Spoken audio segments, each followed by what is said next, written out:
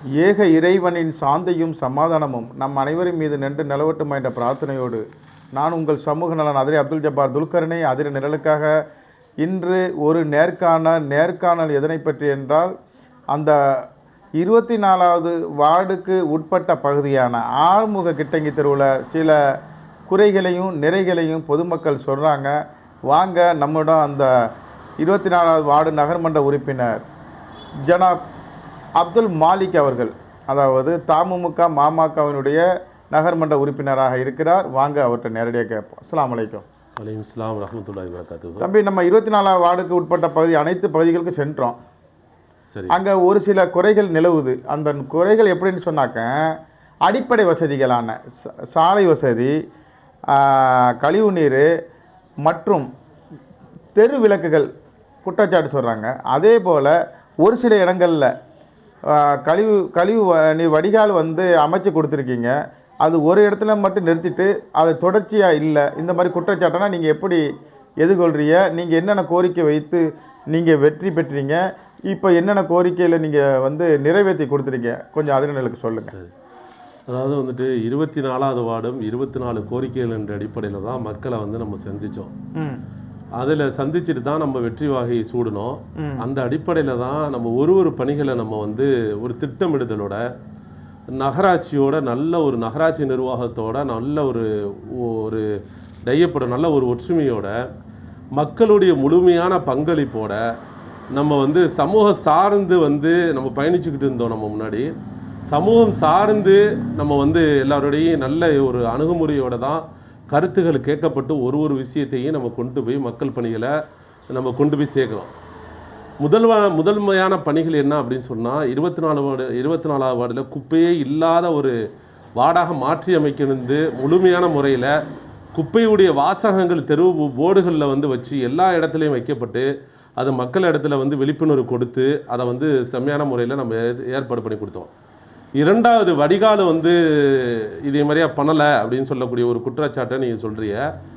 வடிகாலுடைய சம்பந்தமான முறையில் கடற்கரை தெருவில் பெண்கள் மார்க்கெட்லேருந்து பெண்கள் மதரசா வரைக்கும் 115 மீட்டருக்கு இடைப்பாலம் போடப்பட்டு சிறப்பான முறையில் நகராட்சி நிர்வாகம் முதன்மையான வேலையை 24வது வார்டில் செஞ்சு முடித்தோம். நான் மறுக்கிறேன். நான் ஆறுமுக கிட்டங்கி தெருவில் தான் இல்லை எதுக்குன்னா ஆறுமுகட்டி தெருவும் 24வது வார்டில் தான் இருக்கு. கடற்கரை தெருவும் 24வது வார்டில் தான் நாங்கள் கவனித்தோம். அப்போ அந்த மாதிரிலாம் செஞ்சோம். அடுத்து 2வது கட்டமாக ஒரு 6 ரோடு வந்துச்சு, சிமெண்ட் ரோடு. நம்ம 3 பிரித்து வச்சு நம்ம கொடுத்துருக்கோம். 2வது என்னன்னா 200 மீட்டருக்கு சக்தி கோயிலேருந்து அந்த பாரதியார் தெரு பாலத்து வரைக்கும் நம்ம முதல் கட்டமாக நகராட்சி நிர்வாகம் நமக்கு என்ன செஞ்சிருக்குன்னா பாலம் போட்டு அமைச்சிருக்கு, வடிகால போட்டு கொடுத்துருக்கு. இன்னும் ஒரு 115 மீட்டர் போட்டோம்னா கடற்கரைக்கு போய் செல்ற அளவுக்கு போயிடும். அது என்னன்னா நம்ம நகர்மன்றத்தில் அந்த கோரிக்கைகள்லாம் கொடுத்த வண்ணமாக தான் இருக்கிறோம். மழைக்காலத்தில் அதுக்கு பின்னாடி இருக்கக்கூடிய வீடுகள் சுமார் 12 வீடுகள் பாதிக்கப்படுறத நம்மளுடைய எப்போதும் சொல்கிறாங்க. மழைக்கு முன்பதாக ஜேசிபியை கேட்டு நம்ம அந்த இடத்துல என்ன தூர்வாரி செஞ்சு கொடுத்துட்ருக்கோம். அதை நம்ம கொடுத்துருக்கோம் நகர்மன்றத்தில். அதை திருப்பி வலியுறுத்தி இந்த மாதத்துலேயும் நம்ம வலியுறுத்தி அதுக்குள்ள வேலைகளை நம்ம ஸ்டார்ட் பண்ணலாம். இப்போ நாங்கள் நம்ம சுற்றி வரும்போது 24வது வார்டை சுற்றி வரும்போது அழகான முறையில் நிறை குறைகளை பொதுமக்கள் தெரிவித்தாங்க. சரி, நீங்கள் 2 டிரான்ஸ்ஃபார்மரு அதாவது இது ஏற்படுத்தி கொடுத்துருக்கீங்க. ஒரு சில இடங்களில் சிமெண்ட் சாலை அமைச்சு கொடுத்துருக்கீங்க, ஃபேவர் பிளாக் சாலை அமைச்சு கொடுத்துருக்கீங்க. இப்போ உங்களுக்கும் நகர்மன்ற தலைவர் மற்றும் ஆணையர் ஒற்றுமை எவ்வாறு இருக்கிறது? நீங்கள் சில விஷயங்களில் ஒதுங்கி இருந்து நான் பதவியை ராஜினாமா பண்ண போகிறேன் என்ற ஒரு குற்றச்சாட்டு இருந்துச்சு. அதை பற்றி உங்களுடைய கருத்து? சரி, ஒரு ஃபஸ்ட்டு டிரான்ஸ்ஃபார்மரு 2022 நம்ம கோரிக்கை மனு கொடுக்கப்பட்டிருந்தோம். கடற்கரை தெரு பெண்கள் மார்க்கெட்டுக்கு அருகையில் இருக்கக்கூடிய டிரான்ஸ்ஃபார்மரு அது வெற்றிகரமாக சக்தி கோயிலேருந்து ஹெச்டி லைன் கொண்டு போய் அப்போ இருக்கக்கூடிய ஏஐ மூலியமாக அது சிறப்பான முறையில் செஞ்சு முடிச்சாச்சு. மக்கள் பயன்பெறும் வகையில் அந்த டிரான்ஸ்ஃபார்மர் ஓப்பன் பண்ணியாச்சு. 2வது சக்தி கோயிலுக்கு அருகாமையில் இருக்கக்கூடிய ஒரு டிரான்ஸ்ஃபார்மர் பழுதடைஞ்சிருச்சு. அதை நம்ம பல தடவை மின்சார வாரியத்துக்கு கொண்டு போய் சொல்கிறோம். அவங்க எந்த ஒரு வேலையும் நடக்கலை. அப்போ ஆள் பற்றாக்குறைன்னு சொல்லக்கூடிய ஒரு விஷயத்த நம்ம மனுக்களும் அப்படியே பின்னாடி போயிட்டே இருந்தது. அப்புறம் பொதுமக்களோட சேர்ந்து நம்ம ஆர்ப்பாட்டத்தில் வந்து உட்கார்ந்துருந்ததை செய்தித்தாள்களையும் போட்டிருந்தீங்க, நீங்களும் கூப்பிட்டு கேட்டிருந்தீங்க. அதுக்கு பிறகு 2 நாள்ல வந்து ஒரு டெம்பரவரி டிரான்ஸ்ஃபார்மர் வச்சுட்டு இப்போ ஒரு மாசத்துக்கு முன்பதாக வந்து டிரான்ஸ்ஃபார்மரை மாற்றி கொடுத்துட்டாங்க 63 kg. இப்போ அதுவும் மக்கள் பயனுக்கு வந்துருச்சு, அதையும் நம்ம செய்தி போட்டிருந்தோம். இரண்டாவது வந்து நம்மளுடைய தலைவர் சரி, எம்எம்எஸ் தாயிராமா அப்துல் கரீம் உங்களும் சரி, நம்மளுடைய துணைத் தலைவர் வந்துட்டு ராமகுணசேகர அண்ணனும் சரி, நம்மளும் சொல்லக்கூடிய கோரிக்கைகளை வந்து அவங்க ஏற்காம இல்லை. அவங்க ஸ்டெப் பை ஸ்டெப்பாக நம்ம செஞ்சு கொடுக்கணும்னு சொல்லக்கூடிய நம்மளோட வந்து ஒரு வாக்குறுதியை கொடுக்குறாங்க. வந்து நம்ம வந்து முழுமையாக நிராகரிக்கலை. இப்போ வந்து ஒரு ட்ரைனேஜ் வந்துட்டு நம்மளுடைய யாக்கியா காக்கா வீட்டிலேருந்து ஆஃப்ரின் நெய்னா முகமது காக்கா வீடு வரைக்கும் ஒரு ட்ரைனேஜை வந்து சிறப்பான முறையில் செஞ்சு கொடுத்துருக்கோம். 20 வருடங்களுக்கு மேலாக அந்த ட்ரைனேஜ் வந்துட்டு என்ன செய்யறதா பழுதடைஞ்சு கிடந்ததை வந்து நம்ம வந்து இந்த பேப்பர் கலர் பிரிண்ட் அவுட்டு ஒரு ஏரியாவில் இருக்கக்கூடிய வடிகால் ரோடு எல்லாத்தையும் நம்ம ரெக்கார்டு வந்த உடனே எடுத்து வச்சுருந்தோம். அதன் அடிப்படையில் தான் இது வந்து யாக்கியா காக்கா வீட்டிலேருந்து ஆஃப்ரின் நெய்னா முகமது காக்கா வீடு வரைக்கும் உள்ள வடிகாலை வந்து நம்ம சிறப்பான முறையில் போட்டிருக்கோம். அதோடைய வேலைகள் வந்து 95% அதிலே நகராட்சி மூலியமாக வந்து முடியும் தருவாயில் இருக்குது. இத்தனை வருடம் வந்து பொது விஷயத்தில் நீங்கள் நகர்மன்ற உறுப்பினர் ஆகி ஏதேனும் மன உளைச்சலுக்கு ஆளாகி இருக்கீங்களா? அதை பற்றி கொஞ்சம் சொல்லுங்கள். அந்த மாதிரியான ஒரு மன உளைச்சல்கள் நம்மளுக்கு எதுவுமே இல்லை. ஏன் தான் நம்மளாம் வந்து பொது சேவையிலேயே வந்த ஆள். அதாவது நான் யாரை வந்துட்டு நான் நகர்மன்ற உறுப்பினர் அதான் சொல்றேன். என்னை பத்தி பல பேர் காயப்படுத்துறாங்க. அதை தான் சொல்ல வரேன். முன்னாடி நீங்க செஞ்ச ஒரு பொது விஷயத்துக்கும் இப்ப நகர்மன்ற உறுப்பினராகி செய்யற பொது விஷயத்துக்கும் நிறைய வேறுபாடுகள் இருக்கும். கண்டிப்பா இது வந்து உங்கள்கிட்ட ஒரு கூடுதல் பொறுப்பாக இருக்கு. கண்டிப்பா அவங்க சில விமர்சனங்களை வைப்பாங்க. அதை நீங்க எப்படி பாக்குறீங்க? அதாவது பொதுமக்களோட நம்ம வந்து முன்னாடி அணுகுமுறை வந்து வீட்டுல ஒருவனாக நான் இருந்தேன், இன்று நம்ம வார்டுல ஒருவனாக இருக்கிறேன். சரி, அந்த அடிப்படையில பொதுமக்களுடைய முழுமையான சப்போர்ட் மட்டுமல்ல, அவங்க இன்னைக்கு குடும்பத்துல ஒரு ஆளாக தான் பாக்குறாங்க. நம்ம ஒரு என்ஜிஓலேருந்து சமூக ஆர்வத்தோட வந்தாலும் பொதுமக்களால் தேர்ந்தெடுக்கப்பட்டு வார்டு கவுன்சிலர் ஆகினாலும் எனக்கு எந்தவித வேறுபாடும் இல்லை. என்னுடைய சேவைகளை படைத்த இறைவனுக்காக மக்கள் சேவைகளை பொதுமக்களுக்கு அவங்களோட கருத்துக்களை கேட்டு அவங்க மனசுக்கு எந்த ஒரு இது இல்லாத அளவுக்கு எனக்கு மன உளைச்சல்கள் அது வந்து இருக்கதான் செய்யும். கருத்து வேறுபாடுகள் பல விதமாக பேசதான் செய்வாங்க. நான் லைக் பண்ணி ஒரு தலைவர் வந்து மருகும் அவங்க இறந்துட்டாங்க, அவங்களுடைய வார்த்தைகளில் ஒரு வார்த்தை இங்கே பதிவு பண்ணுறேன். யாரும் இல்லை, நம்மளுடைய ஷஹீது பழனி பாபாவுடைய வார்த்தையை நான் பதிவு பண்ணுறேன். அவங்களுடைய ஒரு வார்த்தை ஒன்று இருக்குது, அதாவது பொது சமுதாயத்துக்கு வந்துட்டோம், பொதுமக்களுக்கு சேவை செய்ய வந்துட்டோம் அப்படின்னு சொன்னால் செருப்பு உழுவு, மாலை உழுவு, நம்மளுக்கு வந்து என்ன சொன்னா பொன்னாடையும் போத்துவாங்க, அவார்டும் கொடுப்பாங்க. அதுக்கு பிறகு கல்லு உழுவு, கஃபன் துணியும் உழுவுன்னு சொல்லக்கூடிய ஒரு வார்த்தையை நம்ம 6 விஷயத்தை வந்து மையப்படுத்தி தான் பொது சமுதாயத்தோடு வந்திருக்கிறோம். அதனால நான் அதை வந்து நான் பொருட்படுத்த மாட்டேன், மன உளைச்சலுக்கு ஆளாக மாட்டேன். இப்போ நீங்கள் ஒரு வடிகால் சொன்னீங்கல்ல? ஆமாக்கா. இந்த வடிகாலை புதுசாக அமைச்சு கொடுத்தாங்க. அது சம்மந்தமாக நான் உங்கள்கிட்ட தொலைபேசி மூலமாக ஒரு பேட்டி எடுத்திருந்தேன். அப்போ வந்து அயல்நாட்டில் இருக்கக்கூடிய சகோதரர், அந்த வார்டை சேர்ந்த ஒரு அன்வர் அலி என்பவர் வந்து நம்மளை தொடர்பு கொண்டு, சரி, இந்த கோரிக்கை நான் முழுக்க நான் வைத்த கோரிக்கை, சரி, அது வந்து நம்ம ஒரு சில பேர்கிட்ட நான் வந்து அந்த கோரிக்கையை வைத்து அதன் மூலம் நான் நிறைவேற்றிக்கிட்டேன். இவர் எப்படி அதுக்கு உரிமை கொண்டாடுறாரு, அவர் மனசாட்சியை உறுத்தாதா என்று ஒரு கேள்வி நம்மள்கிட்டே கேட்டார். அது என்னுடைய தளத்திலே அவர் எழுதினார். அதை பற்றி தங்களுடைய கருத்து இருந்தாக்கா, கருத்து சுதந்திரம் யார் வேண்டாலும் எழுதி போனான். ஆனால் அனுவர்தி அக்காவுக்கு வந்து இறைவனுக்காக நான் மன்னிப்பு வந்து கொடுத்துட்டேன். அதனால் அவருடைய வார்த்தையை வந்து நான் வந்து கடந்து போகிறேன். எங்களுடைய தலைவர் தமிழ்நாடு முஸ்லீம் முன்னேற்ற கழக மனிதநேய மக்கள் கட்சியுடைய இதில் தான் பயணிச்சுக்கிட்டு இருக்கிறேன் 2.5 ஆண்டுகளாக.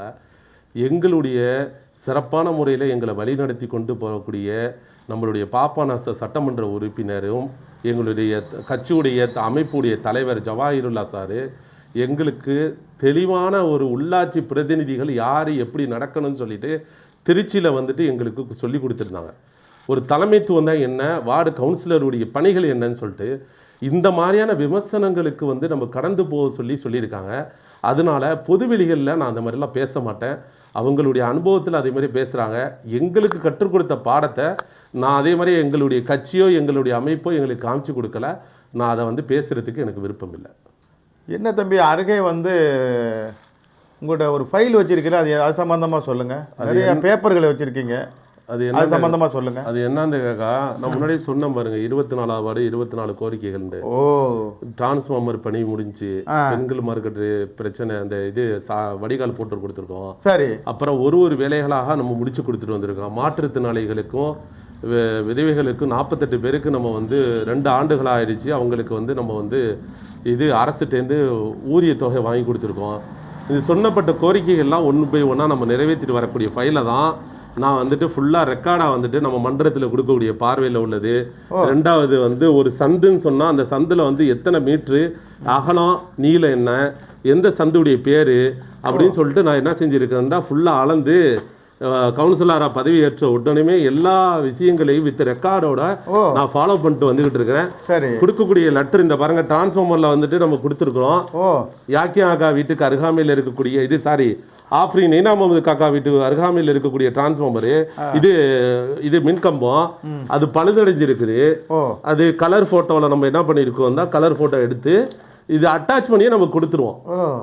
இது எல்லாமே அதே போல் ஒரு ட்ரைனேஜ் ஒரு கிளெண்டிங் எல்லாமே நம்ம என்ன செஞ்சுட்டு இருக்கோம்னா கொடுத்துக்கிட்டு வந்துடுவோம். எந்தெந்த ட்ரைனேஜ் கம்ப்ளீட் ஆனுச்சு, எந்தெந்த ட்ரைனேஜ் வேலை முடியலை அப்படின்னு சொல்லக்கூடிய இது ஃபுல்லாகவே நம்ம வந்து ரெக்கார்டாக வச்சுக்கிட்டு இருக்கோம். இது வரைக்கும் நீங்கள் வந்து ரெக்கார்டு பதிவாக வச்சுருக்கீங்க, எல்லாமே நம்ம சரியாக வச்சுருக்கீங்க இருக்குது. நகர்மன்றத்தில் கொடுக்கக்கூடிய நம்மளுடைய பேப்பர் ஒர்க்கு ஃபுல்லாகவே நம்ம பொது சமுதாயத்திலேருந்து வரக்கூடிய கோரிக்கைகள் என்னமோ அந்த கோரிக்கையெல்லாம் எடுத்துட்டு நம்ம கொடுக்கக்கூடிய பேப்பர்கள் எல்லாம் வச்சிருக்கணும். இந்த ஆறுமுக கிட்டங்க தெருவில் ஒரு மீனவர் அருமையாக உங்களை வந்து பாராட்டி பேசினார். சரி. மாலிக்கு அவரோட செயல்பாடு சிறப்பாக இருக்குது. எனவும் அவர் வந்து சில விஷயங்கள் நல்லா முயற்சி பண்ணுறாரு, அதை வந்து கிடைக்க மாட்டேங்குன்னு ஒரு குற்றச்சாட்டை சொன்னார். அது உங்கள் மேலே உள்ள குற்றச்சாட்டு இல்லை, அவங்க புறக்கணிக்கிறாங்கன்னு சொல்கிறாரு. உண்மையில் அவங்க புறக்கணிக்கிறாங்களா? அதாவது 24 வார்டு செஞ்சது தான் அதெல்லாம் பண்ணணும். ஆமாம். நாம் என்று சொன்னால் உதடுகள் ஒட்டும், நான் என்று சொன்னால் உதடுகள் ஒட்டாது நம்ம பேருந்துகளில் நம்ம பார்த்துருக்கோம். கலைஞர் ஐயா எழுதின வார்த்தை என்னன்னு, 27 வார்டுகளை உள்ளடக்கியதான் அதெல்லாம் பண்ணணும். அந்த வகையில 24வது வார்டு மட்டும் நகராட்சியில இல்ல, எல்லா வார்டுகளுக்கும் 1 by 1 செஞ்சுக்கிட்டு வருவாங்க. அந்த அடிப்படையில் கோரிக்கைகள் 650 மீட்டருக்கு வேணும்னு சொல்லக்கூடிய விஷயத்த ஆர்மங்கடி தெருவில் அது அப்பையிலேருந்து வலியுறுத்தி சொல்லிட்டு இருக்காங்க. அந்த கோரிக்கையை நம்ம நகர்மன்ற தலைவருக்கும் துணைத் தலைவருக்கும் நகர்மன்றத்துக்கு எத்தி வச்சிருக்கோம். அந்த கோரிக்கைகள் கொடுத்த வண்ணமாக தான் இருக்கிறோம். இது இன்னும் 2 ஆண்டுகளுக்குள்ள வந்து அந்த கோரிக்கைகளை நிறைவேற்றுவாங்கன்னு சொல்லக்கூடிய எனக்கு முழுமையான நம்பிக்கை இருக்கு. தலைவருக்கும் துணைத் தலைவர் மேலேயும் நகராட்சி நிர்வாகம் அதை மீண்டும் பரிசீலித்து அந்த வேலையை வந்து நடத்துவாங்கன்னு நம்பிக்கை இருக்கு நம்மளுக்கு. அப்புறம் அந்த உங்கள் ஒரு சில இடத்துல வந்து நம்ம இஸ்லாமிய சகோதரிகள் வந்து குற்றச்சாட்டு சொன்னாங்க, சாலை வசதி, கழிவுநீர் வடிகால் இல்லை, தெருவிளக்கு இல்லை. அதை பற்றி அதை நீங்கள் சரி செய்யக்கூடிய முயற்சி எடுத்திருக்கீங்களா? அதை பற்றி தங்களுடைய கருத்து. இதுதான் காக்கா உங்கள்கிட்ட காமிச்சு. நம்ம இப்போ ஆஃபீஸுக்கு வந்ததுனால சிறப்பாக போச்சு, டக்குன்னு காமிக்கிறதுக்குள்ள ரெக்கார்டாக இருக்கு. இப்போ பாருங்க, அவங்க சொல்லக்கூடிய விஷயம் தான். எந்த தெருவில் காக்கா சொன்னாங்க? ஆறுமுகட்டங்க தெருவிலேருந்து நம்ம கடற்கரைக்கு போகிற வழி, ரயில்வே இது கிராஸ் பண்ற போற வரை இதெல்லாம் ஆறுமங்கடி தெரு ரெக்கார்டு காக்கா. இப்ப நம்ம இதெல்லாம் வந்துட்டு நம்ம கொடுத்துருக்கோம். 3 இடத்துல ஆறுமங்கடி தெருவில் வந்து சிமெண்ட் ரோடு போடப்பட்டிருக்கு. இன்னும் 4 ரோடு தான் கவனிச்சோம். 4 இடம் தான் இருக்குது ரைட் ஹேண்ட் சைடு போற. ஆமா ஆமா, அந்த 4 இடத்தையும் நம்ம கம்ப்ளீட் பண்ணிட்டோம்டா. கடற்கரை தெரு 2 இடம், ஆறுமங்கடி தெரு 4 இடம், மொத்தம் 6 இடம் தான் 24 வார்டுக்குள்ளே இருக்கு. அதை முடிச்சிட்டோம்னா நம்மளுக்கு ஒண்ணும் இல்லை. நீங்க கொடுத்த அனைத்து வாக்குறுதி நிறுத்தி நம்ம 90% மேல நம்ம வந்து ஒட்டுமொத்தமா நம்ம வந்து நிறைவேற்றிருக்க எல்லா ஏற்பாடுகளையும் மக்களோட மக்களா நின்று நம்ம வேலைகளை செஞ்சுட்டு இருக்கோம்.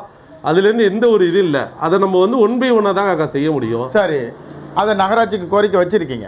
வச்சிருக்கோம். நம்ம நகராட்சியுடைய பார்வைக்கு கொண்டு போய் நகர்மன்றத்துல அதை தீர்மானம் எண்ணு வரைக்கும் நம்மளுக்கு வச்சிருக்கோம். நம்மளுக்கு திரும்ப நகர்மன்ற உறுப்பினராக போட்டியிடக்கூடிய வாய்ப்பு ஏற்பட்டால் மீண்டும் போட்டியிடுவீங்களா? காலம் பதில் சொல்லணும். எனக்கு மேலே கட்சி இருக்குது, மனிதநேய மக்கள் கட்சி இருக்கு, எங்களுக்காக தலைவர் இருக்கிறாங்க, எங்களுக்கு மாவட்ட தலைவர் வந்து இதிரிஸ் காக்கா இருக்கிறாங்க, மற்ற நிர்வாகம் சொல்லக்கூடிய அதுக்கு தேர்தல் பணிக்குழு அப்போ போடக்கூடிய நிர்வாகம் இருக்கு. அந்த நிர்வாகத்துக்கு கீழே தான் ஜவாஹிர்லா சார் என்ன சொல்றாங்கன்னு சொல்லக்கூடிய அடிப்படையில் தான், என் மாநில தலைவர் என்ன சொல்கிறாங்கிற அடிப்படையில் தான் நான் அடுத்த கட்ட மூமெண்ட்டுக்கு நான் செல்ல முடியும். இப்போ நீங்கள் ஒரு சில குற்றச்சாட்டு இருந்துச்சு, இந்த நகர்மன்ற தலைவர் துணைத் தலைவருக்கும் மாளிகைக்கும் மிகப்பெரிய பிணக்கு இருக்குது, அதாவது மனக்கசப்பு இருக்குது அப்படின்ட்டு பொது வெளியில தான் பேசுறாங்களே தவிர அவர் ஒதுங்கி இருக்கிறாரு. அதை பத்தி தங்களுடைய கருத்து? நான் ஒதுங்கி இல்லை, என்னுடைய உடல்நிலை சரியில்லாதது வந்து பொது சமுதாயத்தில் இருக்கக்கூடிய எல்லா மக்களுக்கும் தெரியும், சரிங்களா? அப்படி இருந்தாலும் கூட நான் வந்துட்டு என்ன செய்யன்னு சொன்னா, அப்படி என்னதான் பிரச்சனை உடம்புல? நமக்கு கொஞ்சம் உடம்பு கொஞ்சம் பிரச்சனை, இந்த கூலிங் டயத்துல நம்மளுக்கு சைனஸ் பிரச்சனை இருக்கு, அதனால நம்ம வந்து மாஸ்க் போடுற ஒரு சூழல் இருக்குது. அதுதான் நம்மளுக்கு, வேற ஒண்ணுமே இல்லை. அவங்களுக்கு எனக்கு எந்த ஒரு பிணக்கும் இல்லை. ஒரு குடும்பம் சொன்னா நம்ம கோரிக்கையை கேட்கும், அழுத்தி கேட்போம் நம்ம. அவங்க ஒரு 1 by 1 தான் செய்ய முடியும். டக்குன்னு நம்ம வந்து என்ன செய்ய முடியாது, வந்து இது பண்ண முடியாது. அந்த மாதிரியான பிணக்கு நம்மள்ட்ட அவங்கள்ட்ட ஒண்ணுமே இல்லை. அதே மாதிரியா எதுவுமே இல்லை அவங்களுக்கு. நம்மளுக்கு அதிரநிழல் பார்த்துருக்கிறீங்களா? அதிரநிழல் வாசகர்களுக்கு என்ன சொல்ல வர்றீங்க? அதிரநிழலை பொறுத்த வரைக்கும் அதிராமண்டத்தில் வந்துட்டு நம்ம வந்து நீங்க கேட்கறதுக்காக நம்ம சொல்ல போல, அதிராமண்டம் மட்டுமல்ல, அதிராமண்ட சுற்றுப்பகுதியிலையும் சரி உண்மை நிலைமையை வந்து தெரிவித்து, உண்மை நிலைமையை அறிஞ்சு இரு சாரார் மத்தியிலே கேட்டு, இப்போ நீங்கள் ஆர்மகடத்தில் உள்ள மக்கள்கிட்ட கேட்டுக்கிட்டு வந்ததுனால அவங்க நிறைய குறைகள் சொல்லப்பட்டிருக்குது, நிறைகளும் சொல்லியிருக்காங்க. அப்படின்னு சொன்னதுனால நம்ம வந்து உங்களை ரிசீவ் பண்ணி உங்களை வரவேற்று நம்ம பேட்டி கொடுக்குறோம். அந்த மாதிரிலாம் இல்லை. நம்ம வந்து மக்கள் எடுத்து நம்ம வந்து நகர்மன்றத்தை கொடுத்துட்ருக்கோம். நகர்மன்ற தலைவரும் துணைத் தலைவரும் முழுமையான சப்போர்ட் பண்ணிட்டு இருக்காங்க. இன்னும் காலங்களில் நம்ம முடிச்சு கொடுத்துருக்கோன்னு. இப்போ நீங்கள் செய்கிறது வந்து இது வந்து ஊடகவியலுடைய இது கடமை. சரியான ஒரு இதை வந்து அதிரைநிழலுடைய பத்திரிகையாளர்கள் செய்யக்கூடிய சரியான ஒரு பணி. இந்த பணியை வந்து மற்றவர்களும் கவனம் செலுத்தி சிறந்த ஒரு முறையில் வந்து அதிரைநிழலை போன்று ஒரு அதிராமண்டத்துக்கு தேவையான நெல்லுகள் வந்து விடியல் தேவை அப்படின்னு சொல்லக்கூடிய ஒரு கருத்தை நான் பதிவு பண்ணுறேன். மக்கள் மத்தியில் வந்து இது வந்து நல்ல ஒரு வரவேற்பு இருக்குது, பாராட்டத்தக்கதான ஒரு விஷயமா இருக்குது நம்ம தொடர்ச்சியாக பார்க்கறதுனால. எல்லா புகழும் இறைவனுக்கு. நம்ம கேட்ட கேள்விகளுக்கு அருமையாகவும் தெளிவாகவும் அதே போல் பொறுமையாகவும் நீங்கள் பதிலளித்ததற்கு அதிரநிழல் சார்பாக மிக்க நன்றியை தெரிவிச்சுக்கிறோம். அதே போல் இந்த எஞ்சி இருக்கக்கூடிய பணிகளை கண்டிப்பாக அதிகாரிகள் இதனை பார்க்கக்கூடிய வாய்ப்பு கிடைக்கும். அவங்க கண்டிப்பாக உங்களுடைய 24வது வார்டுக்கு உட்பட்ட பகுதியில் அனைத்து மக்கள் தேவைகளை நிறைவேற்றி கொடுப்பாங்கன்ற நம்பிக்கையில் நம்ம விடைபெறுகிறோம். எல்லா புகழும் இறைவனுக்கு.